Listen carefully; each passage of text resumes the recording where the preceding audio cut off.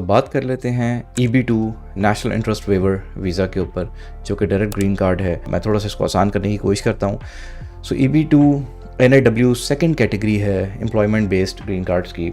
EB-1 being the first and then the EB-2। EB-2 के अंदर दो कैटेगरीज हैं, एक EB-2 पर्म है। अब इसका मतलब क्या है, एक्सेप्शनल एबिलिटी क्या है, एडवांस डिग्री क्या है, इसको ज़रा फ़र्क समझ लेते हैं। ये बड़ा इंपॉर्टेंट है।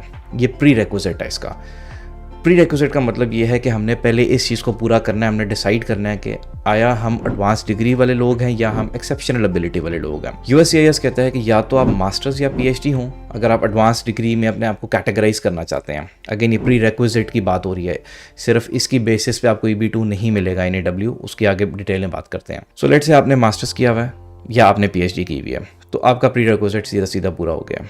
आपने एक्सेप्शनल एबिलिटी वाली साइड में आपको जाने की कोई ज़रूरत नहीं है। लेट्स से आपने बैचलर्स किया हुआ है, मास्टर्स PhD नहीं किया हुआ, तो आपको मिनिमम 5 इयर्स का एक्सपीरियंस चाहिए, तो फिर आप डिग्री वाली कैटेगरी में आ जाते हैं। लेट्स से आपने बैचलर्स भी नहीं किया हुआ, तो फिर आप डिग्री वाली कैटेगरी में नहीं आ सकते। तो लिहाजा फिर आपको US ने एक ऑप्शन दी हुई है कि प्री रिक्विजिट आप एक्सेप्शनल एबिलिटी के थ्रू पूरा करें। इससे पहले मैं उस डिटेल में जाऊँ, मैं USCIS के ऑफिशियल वेबसाइट के ऊपर इसको हम देख लेते हैं कि क्या मतलब है इसका। EB-2 का ये पेज है, USCIS की वेबसाइट है और डिस्कस कर रही है USCIS की वेबसाइट के प्री रिक्विजिट क्या है इस वीज़ा का, एलिजिबिलिटी क्राइटेरिया क्या है। या तो आप एडवांस डिग्री प्रोफेशनल होंगे, उसमें US ने बड़ा क्लियर बता दिया आपको कि या आप मास्टर्स होंगे या आप PhD होंगे या बैचलर्स प्लस मिनिमम 5 इयर्स का प्रोफेशनल एक्सपीरियंस आपका होगा, तो आप इसमें प्री रिक्विजिट क्लेम कर सकते हैं। लेकिन अगर आपका ये नहीं है तो फिर आप एक्सेप्शनल एबिलिटी क्लेम करेंगे। एक्सेप्शनल एबिलिटी का क्या मतलब है, you must provide documentary evidence of establishing at least 3 of the following criteria. 3 किन क्राइटेरिया,